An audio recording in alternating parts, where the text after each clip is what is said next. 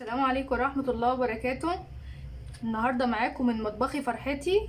لو عايزين تعرفوا سر الوصفة ديت وسر البانيه ولونه الذهبي ده والكريسبي اللي فيه، ادخلوا معايا على القناة وفعلوا القناة واشتركوا فيها واعملوا لايك وشير. السلام عليكم ورحمة الله وبركاته. النهاردة هعمل معاكم اسهل طريقة عمل بانيه، وبانيه المحلات بالظبط ويمكن احسن كمان. تعالوا معانا نشوف المقادير اللي هنستخدمها ايه. صدرين يعني كان عندي فرختين، خدت الصدرين بتاعهم وقطعتهم شرايح رفيعه، الشرايح رفيعه خالص. لو ايه واضحه قدامكم، انا يعني مقطعاها احسن من تقطيع المحلات. وعندنا بصلتين واخده الميه بتاعتهم، وليمونه، ومعلقتين خل. هنا البهارات اللي هنستخدمها: معلقه توم باودر، معلقه ملح، معلقه بصل باودر، فلفل اسمر، بابريكا، معلقه كبيره. الحاجه الوحيده اللي هي معلقه كبيره اللي هي تتبيله الفراخ، فكله معالق صغيره ما عدا تتبيله الفراخ بس هي معلقه كبيره. هناخد اول حاجه صدرين الفرختين دول واحطهم في البوله اللي عندي، وانزل عليهم بميه البصل ومعلقتين الخل،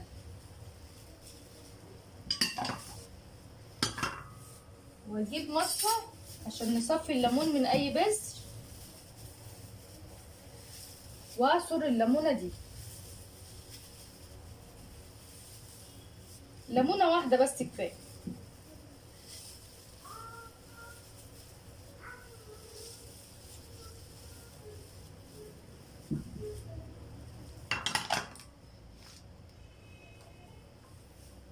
هنزل بقى عليهم بالبهارات اللي هي معلقه بهارات الفراخ، تتبيله الفراخ، والثوم البودر والبصل البودر والفلفل والملح والبابريكا.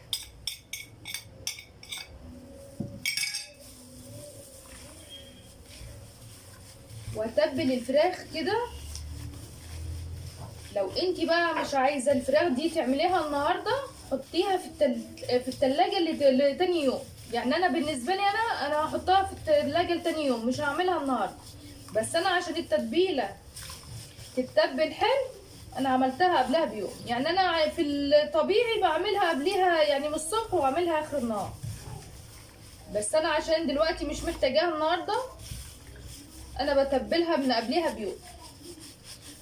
التتبيله اتبلت بالشكل ده كده، شوفوا لونها عامل ازاي.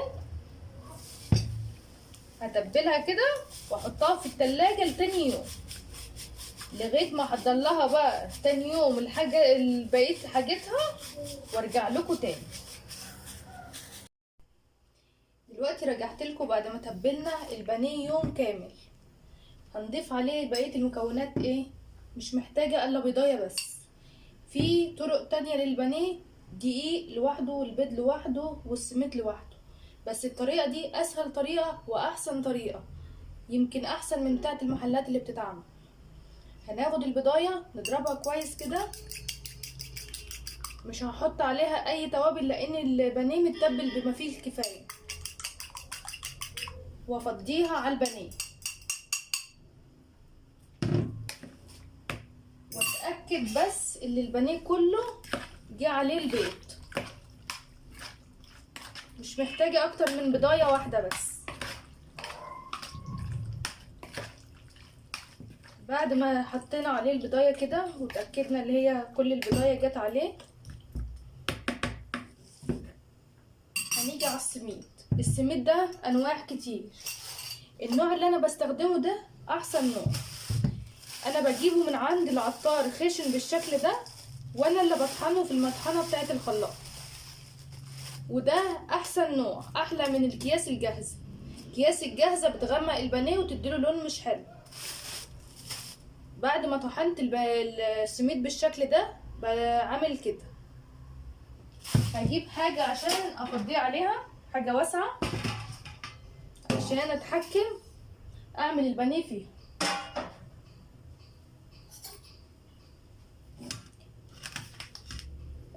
قطعة من البانيه بالشكل ده واحطها على السميد، وبالايد التانية اضغط عليه. مش محتاجة اكتر من كده، ولا محتاجة دقيق، ولا محتاجة كل المكونات اللي بيستخدموها في البانيه. هو كده خلاص بالشكل ده. خد الطبقة اللي انا عايزاها، ارصه على صينية وهسيبه كمان شوية. اخد قطعة تانية واضغط عليها البانيه بالشكل ده، واكمل الكمية وارجع لكم تاني. رجعت لكم تاني بعد ما خلصت كل الكمية عشان اوريها لكم. يعني صدرين فراخ عملوا لي كل الكمية دي. بس انا هسيب البانيه يشرب نص 100 ساعة عشان يدينا طبقة الكريسبي، وبعدين هنرجع مع بعض عشان نحمره على النار ونقدم معاه حاجة تانية. رجعت لكم تاني مع بعض عشان نحمر البانيه مع بعض. حطيت زيت يعني اقل من نص الطاسة زيت، وسخنته كويس ونزلت عليه بالبانيه بعد ما سبته ساعة عشان الطبقة تمسك فيه ما يبقاش فيه فراغات، وانزل بيه كده.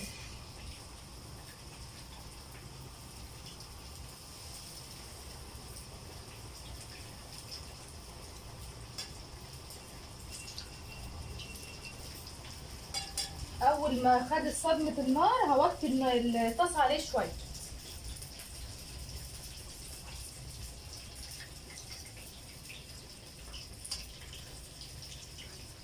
هو ما بياخدش كتير عشان هو يعني طبقة البانيه رفيعة مش تخينة. يعني حط كل حطة على النار ما بتاخدش اقل من 5 دقايق.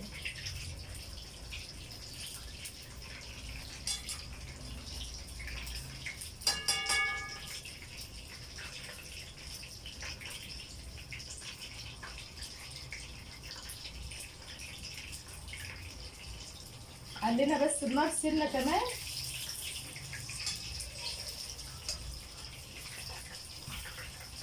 بالشكل ده اطلع بس معاكم اول مرة عشان اكمل الكمية. انا مطيبة فراخ رز اصفر هنقدمه معاكم.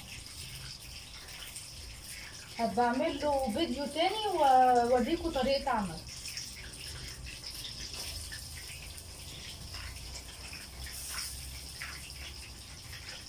كده لما طلعناه من الزيت لونه عامل ازاي، ذهبي ازاي.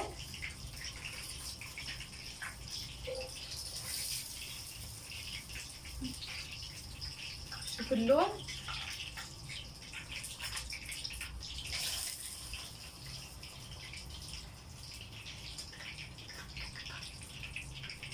ما بيغمقش زي السميد التاني اللي هو بيتباع اكياس جاهزه. اللون عامل ازاي. احط مره كمان كده